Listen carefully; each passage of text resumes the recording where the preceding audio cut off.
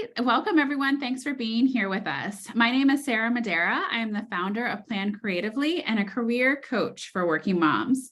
And I'm here today with Soundari because we've had some really fantastic conversations about how to keep and retain women in the workplace.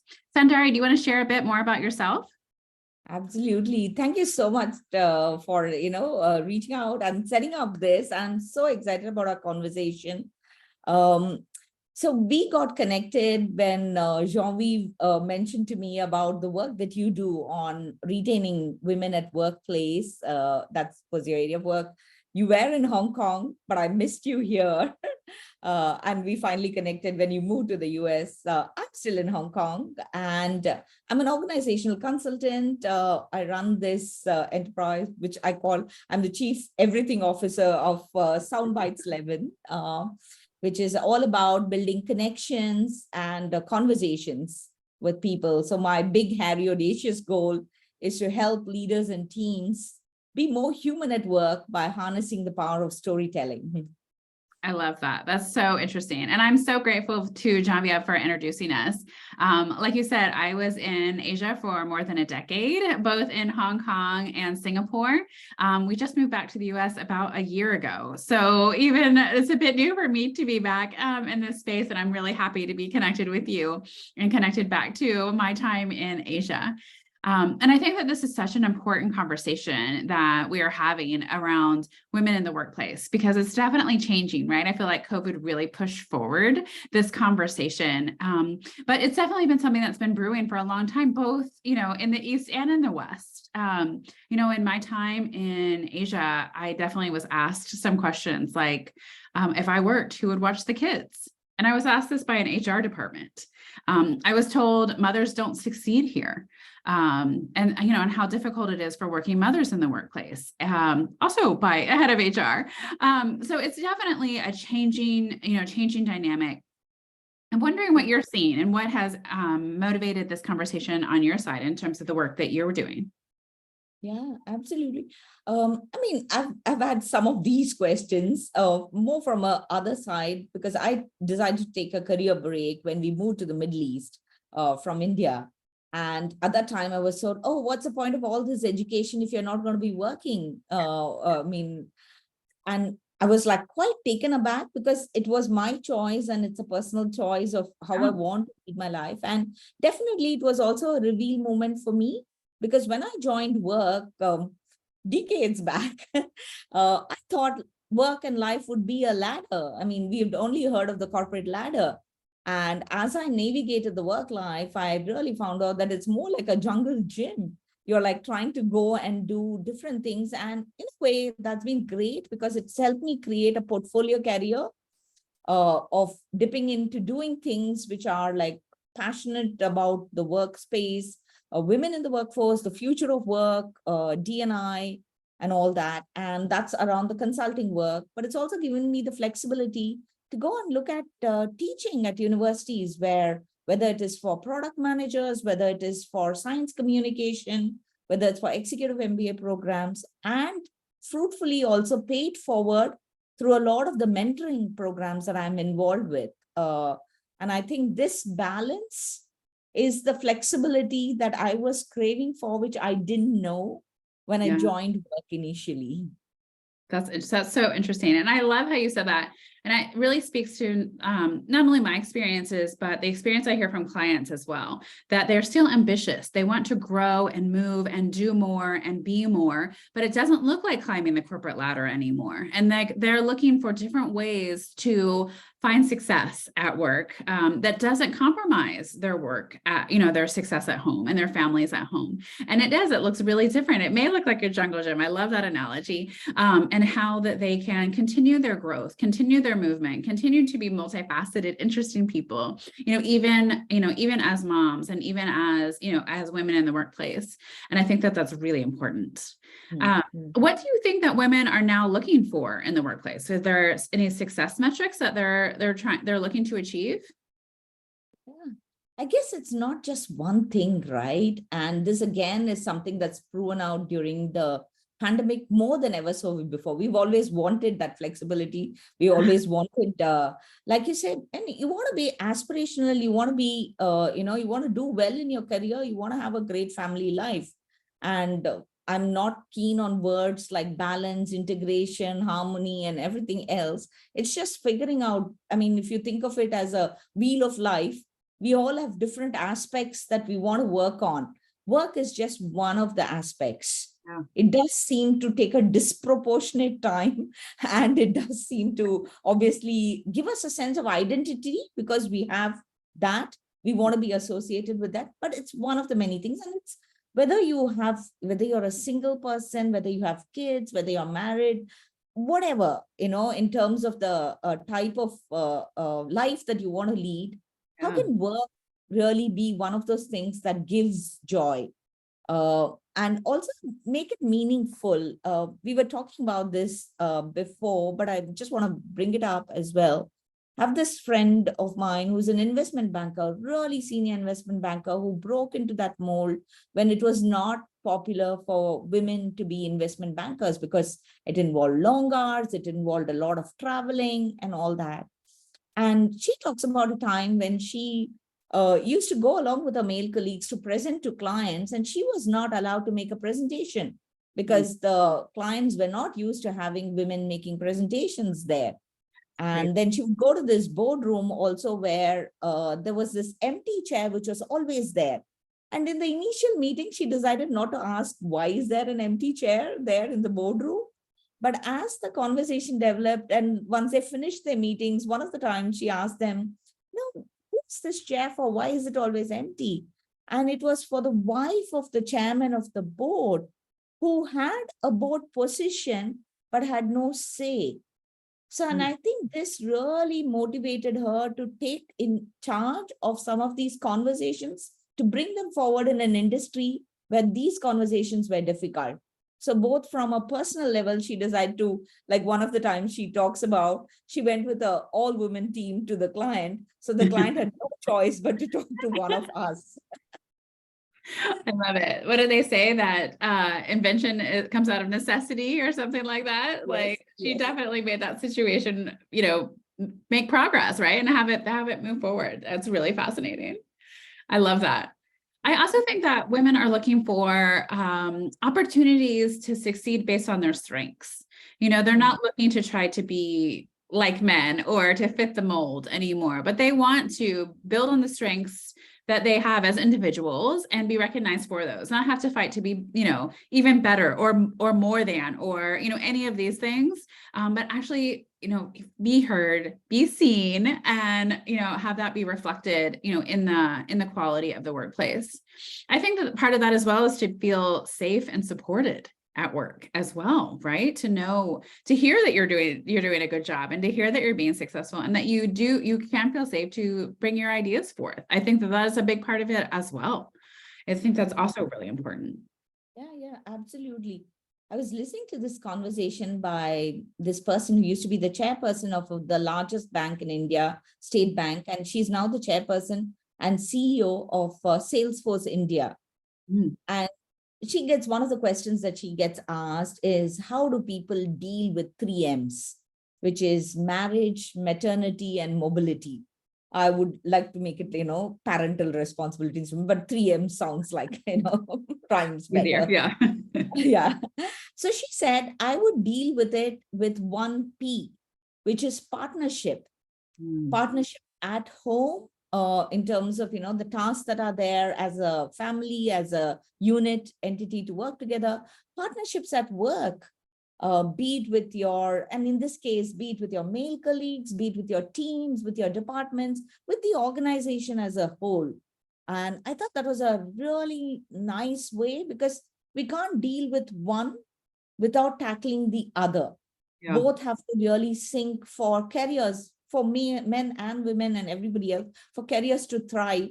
You need that sync. And I thought that was a really great way of putting it, about creating those partnerships. So I want to actually ask you, Sara, about more on how can organizations do more One is we talked about individual responsibilities. I was talking about the investment banker, and the role that she played in creating that move. Some of the things, either individually or as organizations, that could be done. Well, I was thinking, I really like what you said about the P's, and parental would fit in with those partnerships and those other P's with the second one. So that would actually work. So I'm thinking about what companies can do. I like to think about, the difference between what is equity versus equality. And, in terms of providing these spaces for women, that does often look like equity, right? And it doesn't necessarily look like equal. And that is okay, right? It doesn't mean that everyone has exactly the same thing, but it offers everyone the same opportunity to get to the finish line, to get to whatever their finish line is, whatever their success is. And providing that support for those who need it, whether that is people of color, whether that's women, whether that's marginalized communities, whoever that is, and whatever support that they need in that time in their life, and sort of figuring out what it is that they need so that they can help be more successful. Because those companies that have stronger DEI initiatives are more profitable. And that actually shows that by having this equity, by having this support, that they can have 19% higher revenues from innovation. And companies that have more gender diversity are 25% more likely to experience above average profitability. So not only is this good for the workers but it's good for the company in the end too. And I think that is just such a positive statement about why this is important. And why we need to be, talking about these issues, whether gender issues, at work, and then how at the home can support these as well. Sorry, my cat's going to join us. So yeah, very important conversation. We need all the support that we can get, even in the fur bound ways. Yes. That can really make a difference, because the fact is that particularly here in the US, and I'm sure that it's true in Asia, in certain countries in Asia as well, that college educated women are outnumbering men. And with that as well, that female entrepreneurship in the US is also up 49%, because women are not seeing the systems and what they want in the most workplaces, so they're going out to create it themselves. So all the more, keep that knowledge, keep that fantastic talent in your company by providing them that support that they need. Yeah, beautifully said. And I think it's like the thing about entrepreneurship is that it's literally being the change that you want to see. You're not getting it at one place. So I'm going to create an environment. And I know an organization, it's called FlexiBees, where they are creating flexible working options for women who took a career break, who want to come back. It's run by 3 amazing women who are gotten together on this. And they're really creating that platform which they didn't have, the kind of flexibility that they were carving out for. I also want to just linger a minute on what you said about, equity as well.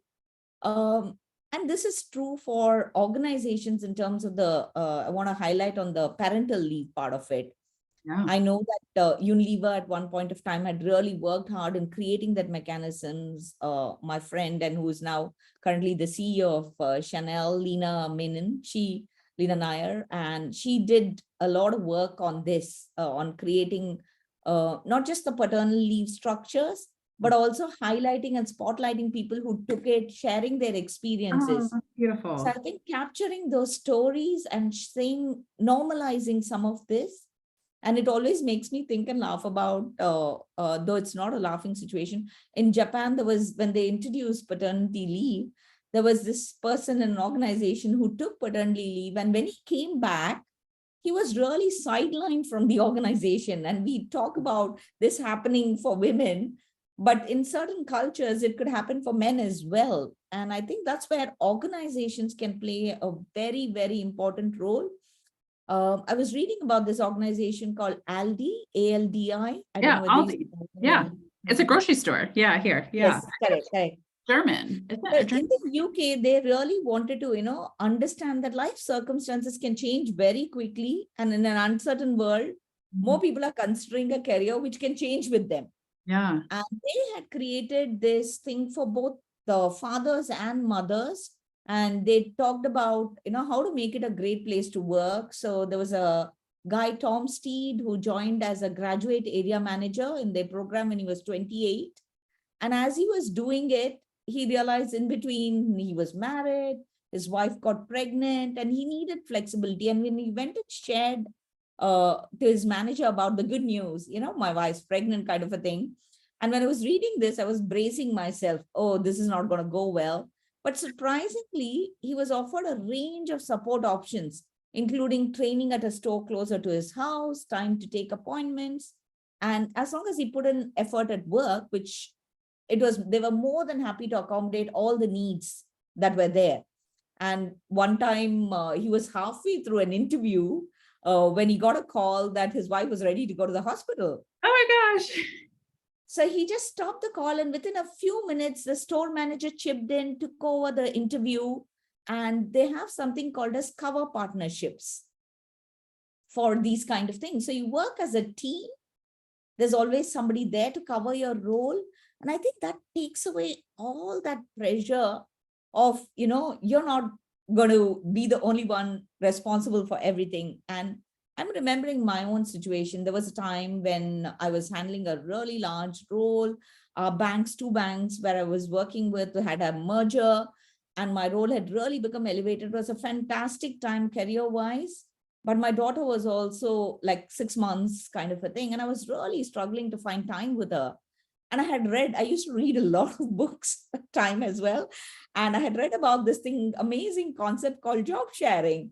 So I was all set to go and talk to my, one-up saying, hey, can we explore something like this? So can I job share with somebody who might be willing? So we are both saying we could, overlap on certain days and all this. So I had all this idea in my head. Yeah. But the country, and I was in India at that time, and definitely the organization was not ready for some of these kind of conversations, because it was just not there. The opportunities were not there, the thoughts were not there. But I think re-exploring some of these conversations now might be interesting. Yeah, I love that. And I love what Aldi is doing. I think that involving men in the caregiving for kids is so important, not only for the men to have relationships with their kids, that are, deeper and more beautiful, but also that is such a great model for the future generations, right? How are we going to change and progress? I mean, right? Literally, our children are our future. And so by letting them see that men are caregivers, that men are, part of the household, that they're not just, dad who goes off to work, that is what changes the future, right? That changes the future workforce, changes future leaders, changes future households. And that's really what makes that big impact that can offer those opportunities. Whether that's, fathers being able to participate, whether, having the workforce look different and home life look different for them, or whether it's job sharing, right? And having the workplace look different for women. I think the idea either way is the same, that the workplace needs to change, right? And to be more adaptive to the circumstances of people and their lives. Mm-hmm. Sarah, in your work as well, and I see this when I work in D&I and all that, there's a lot of time, sometimes the focus is on corrective action. Oh, women need to go out there. Women need to network. Women need to do this. There are women leadership programs. And I see a benefit for all of it as well, because sometimes you need exclusive focus on a certain area to really work and let that area thrive. I do see that. Mm-hmm. And one of the things that we used to see here in Hong Kong is that you'd go for a lot of these events organized by women's organizations, and there would hardly be any men coming in. So during one such event, I had made a suggestion that I work solo. So there's literally nobody from my organization that I can get along, but I could bring a friend along, a male colleague along, a male friend that I have who's working in an organization along, to make a much more balanced view in these conversations, part of it. And similarly, people working in organizations, when they go for these events, not treat it as a women-only event, but take a male colleague along. So what do you see as, about the women leadership programs and all that? What is your experience been? I have two thoughts on that, right? Because I think it is really interesting. It's always, I think, nice to have conversations that are with other women who understand, right? Who are going through what you're going through, have experienced what you've experienced, or something similar, right? So there is value in that. But then there's also that preaching to the choir piece, right? Which doesn't feel as progressive, right? And doesn't feel like we are moving forward and that we're making all the change that we could make. I do kind of think it's interesting, though, that this year particularly, I find, particularly with women in leadership, and I don't even know if it's because, again, women are going out and creating their own opportunities, or because, again, the workplace isn't working for them. But there definitely seems to be the shift in this past year of women at the top pulling back, right? Whether it's women like the CEO of YouTube, the top 3 women at Facebook, the prime ministers, Finland and New Zealand, who are moving back, who are taking a step back, and often they're saying it's due to their families, right? Or that's a piece of it, and not wanting to give up that opportunity with to have that time with their family, or whether they're saying that they can't give as much to their job as that they have because of that, or because for themselves. And so I think that really says a lot, because it's been so dramatic in the past year in terms of all of these women who are stepping back. And what does that mean? And what is that saying? And, where is the responsibility? It can't all lay on all of these women, because it's been so pervasive. What does it say about, the work structure and our work lives right now, that so many women are feeling the need to step back from these amazing leadership positions that they've held for some of these women for, decades, right? Or at least a decade. So I think that's really fascinating. What do you think that says about leadership programs with these women stepping back? Yeah, no, I mean, we've all been reading a lot about it, right? And sometimes I feel in that sense, women have a disproportionate spotlight on some of these things, because there are so few of them who are in the spotlight to begin with. Anything that they do is under much more scrutiny. I remember writing about this, and there was a BBC article which talked about this. And I'm just saying it as a male CEO who's male rather, who decided to take a step back. And he said, I need more time with my kids because this is their growing up years and all. And BBC had covered it extensively, but in a positive light. Mm-hmm. And a lot of the times, obviously, whether it's Jessica Ardern or, stepping back or anything, the coverage is not necessarily in a positive light. It's a personal decision. She led a nation. She decided that this is the way she wants to spend her life. Yeah. She doesn't need to be the showcase piece for every other woman that followed. And if we have a lot more women doing it anyways, then it's not, the onus and responsibility is not on just a few. So some of this sometimes is, I think, unnecessarily spotlight on this issue. And I understand it's also because there are so few doing it, which is why one of the things that I, as part of my own educational thing, I wanted to do was look at getting onto boards. Yeah. And got onto a Women on Boards program. We just finished that program, and some of the things that came from it is also that we talk a lot about this, but to see it in action, the whole diversity of thinking part of it, how questions are asked and decisions. And one of the recruiters shared about an example where in a board, after a merger of 2 companies, they were talking about rebranding and spending big bucks on the rebranding exercise and all that. And everybody was jumping into that conversation. The only person who had questions about it was an independent director who happened to be a woman who had come into that board. Yeah. And she said, I looked at this, your last year's spend, and you had spent a huge amount on changing carpets at your organization. So is this rebranding exercise also going to be that huge thing? I mean, we need to look at what is the kind of expenses that we are spending on. Yeah. So somebody to ask those questions, I think it's important to take on that ownership and lead, and not leave it to a few people to do it. So we need to increase numbers everywhere. So like they say, the base is increased. So there are a lot more people. So the spotlight is not on one. I remember feeling really terrible when Theranos failed. It was almost as if, how can a woman not, run this? again, we tend to put a disproportionate spotlight on some of these. So I think it is an issue, but it's not, I don't want to make it as a women only issue. All of us are going through in these times, going through stress and burnout, and it's happening to everybody. Some people are noticing it and taking action. Some people are still drifting in that path for various reasons. It's not possible to, generalize this conversation. Yes. I think the best part, I like what you said about a male CEO. It's like identifying a male CEO by his gender, not just a female one. That sort of makes me laugh because it feels definitely, like you say, it's highlighted more to be a female CEO versus just a CEO, right? Generally across the board, right? I think that's interesting.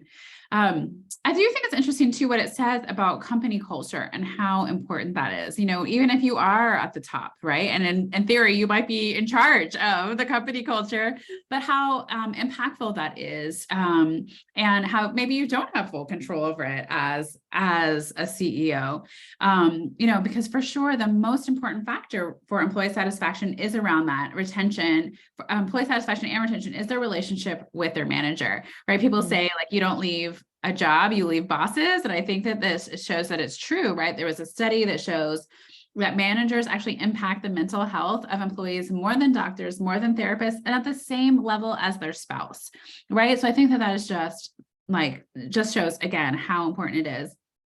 And a recent study ranked team and leader support as the most important factor for satisfaction, specifically for working parents, that specifically those who need their work to not just be their life, their life is incorporating more things, and having children, that relationship with their boss is so important. And so almost it's like that manager support, that manager training, is that more important than these women leadership programs? Is that actually going to impact more than some of these more individualized programs, to give them the support that they need? I don't know. What do you think about that?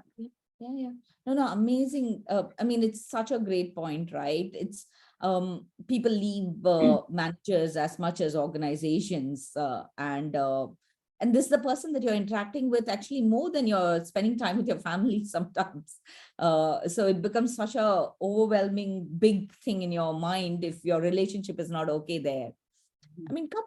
Couple of things. I was actually doing part of my video series. So researching on this lady, Emma Harris from Glow London. Glow is a PR firm working in UK. And she talks about a time when she was head of communications at Eurostar. She had a team of 300, and she would assume that it was natural for the entire team to party till 3 a.m. in the morning, but she would still expect everybody to show up at the desk at 8 a.m. the next day. And I think it was a self-awareness moment for her when health setback happened, to realize that, I wasn't even aware of the kind of impact I was having on my people, the kind of expectations that I was placing on them and on myself, and the kind of health impact and the burnout that is likely to happen. And I think so that whole person leading, making that shift, making that change. And we always say that, when lean in came in, and Sheryl Sandberg, whether it is lean in or lean out, and all those conversations came in, one of the things that got highlighted also is that if managers are leaving, say you're leaving the workplace at 4 p.m. to go and pick up your kid, or to go and attend a show that's the kid's school is putting up. There was a guy who would loudly announce it to his team when he was leaving, just so that it legitimizes it and normalizes it for everybody else to do it. So sometimes you need to make that big noise about things that are doing, question them and ask them. And the other part is when you're at the top, really make that change as well. It's a very small anecdote that happened with Indra Nooyi. One of the pathways leading to her office used to be a very rough cobble path. Earlier, there were only male CEOs, male department heads, and all who were walking, who normally wore, shoes which didn't get affected by the cobble path. And she said, I would walk past that and my heels would get stuck, and it was very uncomfortable. And one of the first few things she did when she took the corner office was to level that path up. I love that. So it's the equivalent of creating that level playing field, the equity angle there. Yeah, like the literal version of it. I love it. Oh my gosh, that's awesome. Yeah, so I love that, and that you brought it back to kind of that equity versus equality conversation and how to make it. So what are ways that employers can sort of make it fair or make it equitable? What are some of the options that they have in terms of those choices? No, I'd love to hear more from you also about it, because that's like the core work that you're doing. One is on, like you mentioned, about being heard, creating that psychological safe space for people to raise issues. An organization may not get everything right, or and I don't want to. Organization is, after all, a bunch of people who are working there. Right. So there is no entity called an organization. It's the people there, right? So creating that space where people can raise issues, be heard, acknowledge, question policies, look for actioning some of those policies, being able to talk about it, implementing this. I think just that space is so crucial. And I think this differs across the world. I was speaking with somebody else on psychological safety, and I felt that it was almost like a Maslow's hierarchy. At a very base level, you just want, you want your pay and you want your paycheck and you want to be able to go home. That's a very basic level. Then moving it up one notch, are you having a good relationship with your team and all that? The final pinnacle would be where you are able to question, change, and action policies when you see things which are out of sync, and especially for talent management issues, especially around how do you create workspaces which can retain. And there is no one size fit all. There's no cookie cutter version on this, right? I might have a requirement that, like how I might want to travel with my newborn, and I want to have a facility where I can feed the child while I'm traveling on work. Yeah. So there are a lot of entrepreneurial ventures which came out of it. There was this organization, I forget the name of the organization, but in the US, which would help courier express milk bottles. Yes. Along, you could take them safely and go, and things like that. So really creating, while keeping the overall policy framework, creating so much of flexibility in it so that it meets everybody's requirement, and people feel that, yeah, fine, the organization is trying to do this for me. I have this, I was heard, I was listened to, and things were changed, things were implemented. Well, what has been, if you have to think of one or two things which in your work you've seen work well at organization, what would those be, Sara? Yeah, I really love how you said about the hearing employees and implementing based on that. I think that is like so key to implementing any strategy, right? Is asking employees what they want. And then, noting your demographics. If there are a lot of people who are asking for, like you say, like breast milk shipping because they travel a lot, that's really important. If there's a lot of employees who are asking for gym memberships or meditation apps or whatever it is that they need to help them feel more productive and more safe in order to do their job. But so I think that's a key thing, and that as well that people are asking for is flexible benefits that can be used in various ways.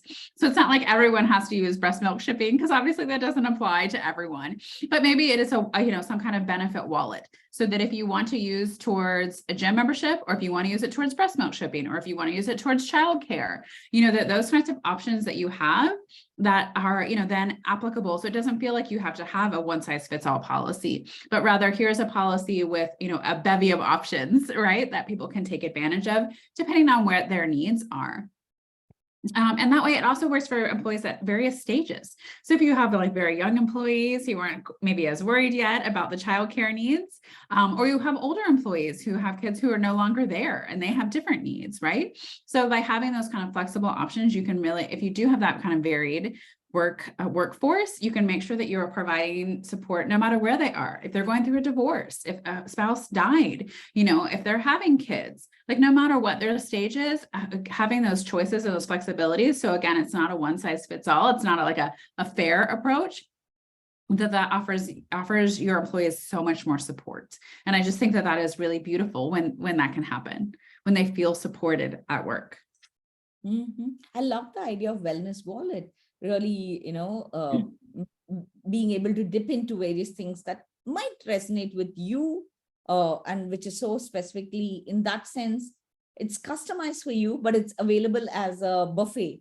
And you Yeah. can like just go and pick things that work for you and all that. I really like that part of it. And I mean, it always makes me think that sometimes it's the small things that make a difference. I was listening to this conversation that Frances Frey, Frei, again, I don't know if I'm pronouncing her surname. She's a professor at Harvard, and she did that epic work with Uber when all those issues were going on with Uber.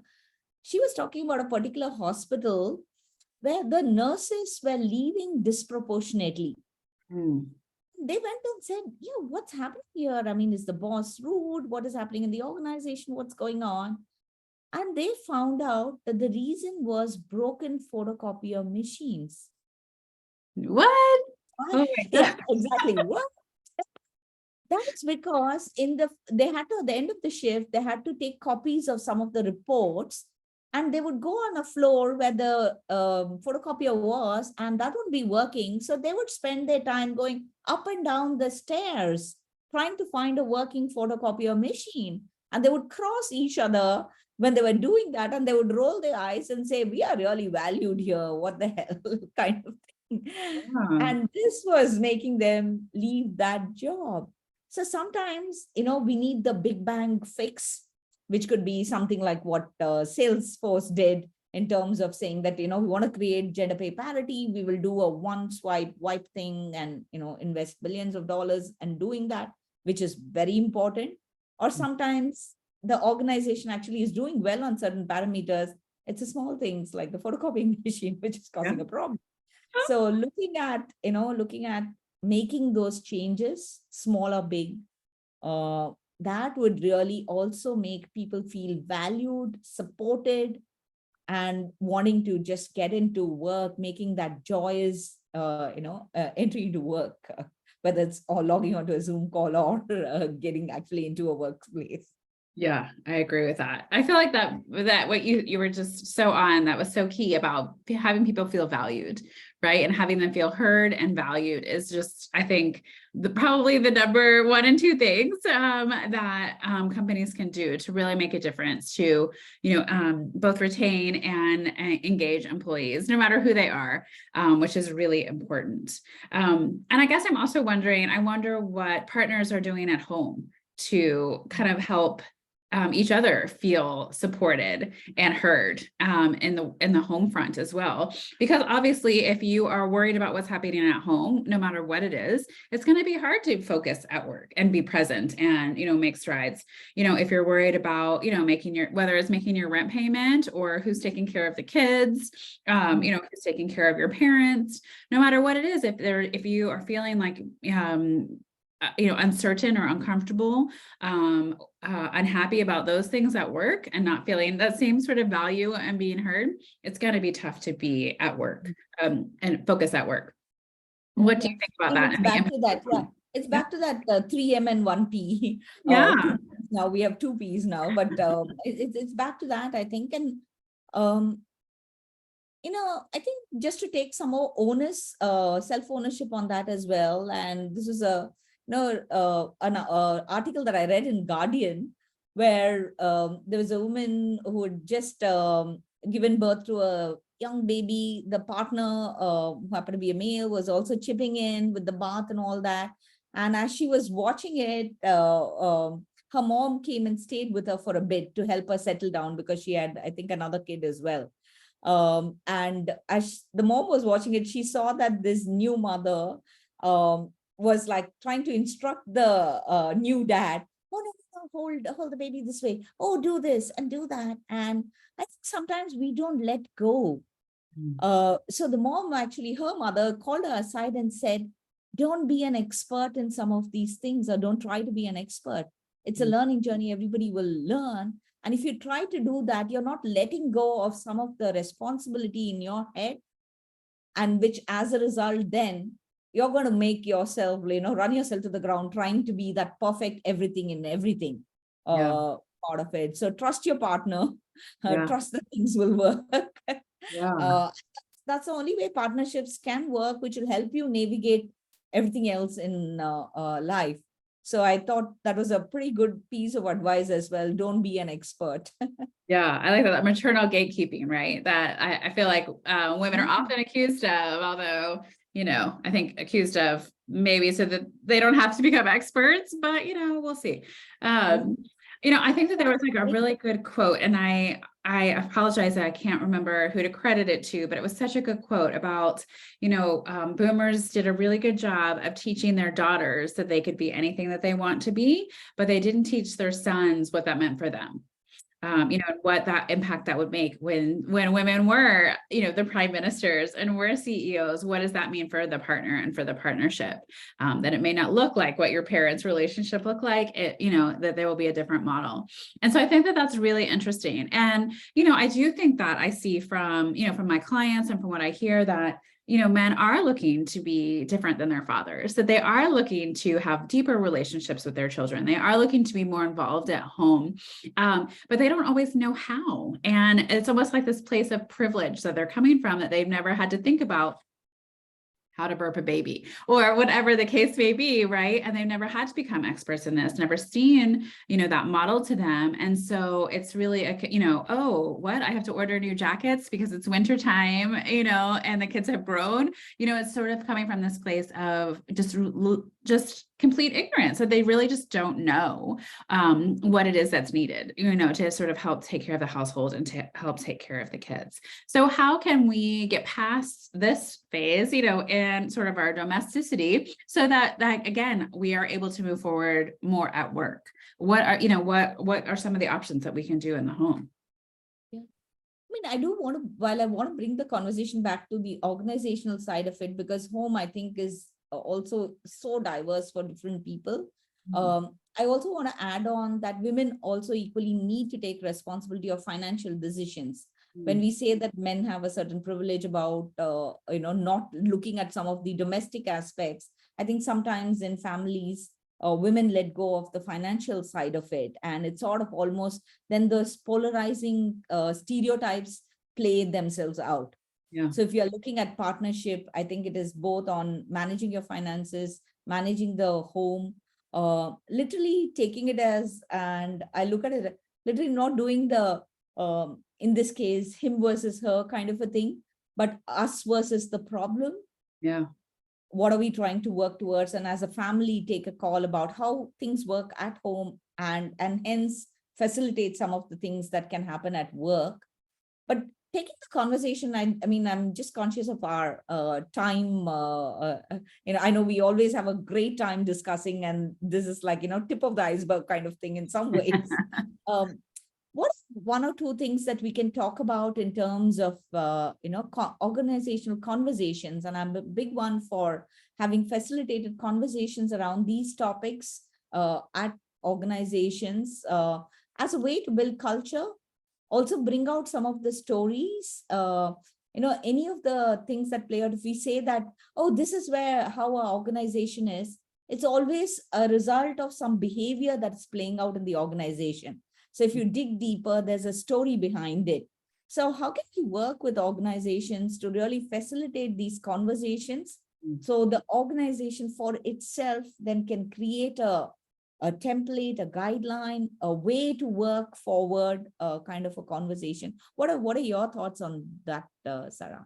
I love that. I think that conversations and getting that information, finding out what employees want and need, so that companies can respond to them, right? Without getting to these stories, without getting to, understanding what these biases are, without understanding where these stories started, and without, it will be really difficult to move forward and figure out what it is, how you can support them. So I think that is super important. I think that's such a great point in terms of moving forward.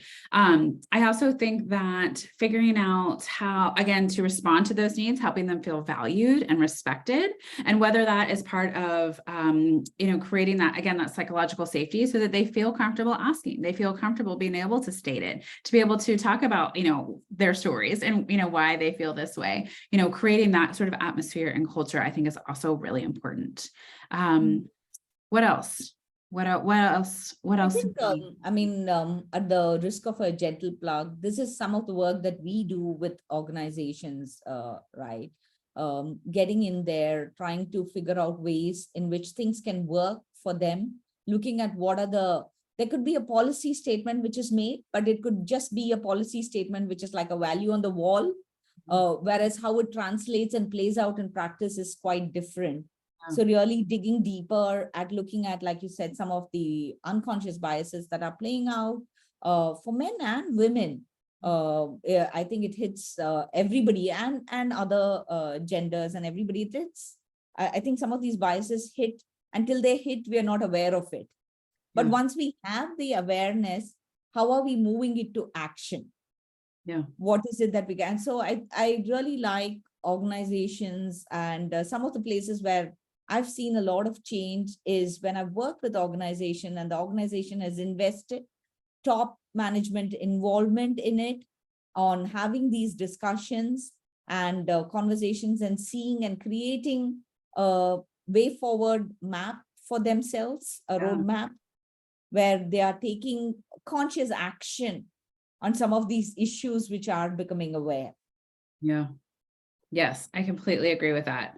It's, it's not enough to know that you have a problem, but it's enough, that you need to have the action to figure out how to solve it, how to address it, how to work forward and start to make that change. Even if it's small steps at a time, it's still worth it to just be making that change, to acknowledge that there is a problem and that, that there's steps to be taken to work forward, and make it better for your employees, especially if you want to retain and engage them. Yeah, absolutely.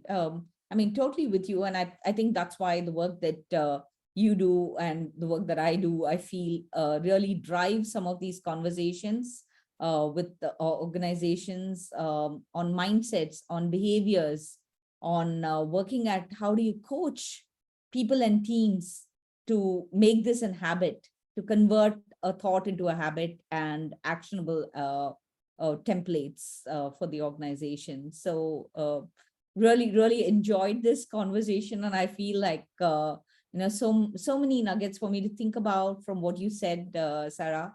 Same. I look forward to continuing this discussion and taking it forward. Me too. And thanks everyone for being here and listening today. Thank you. Thank you so much.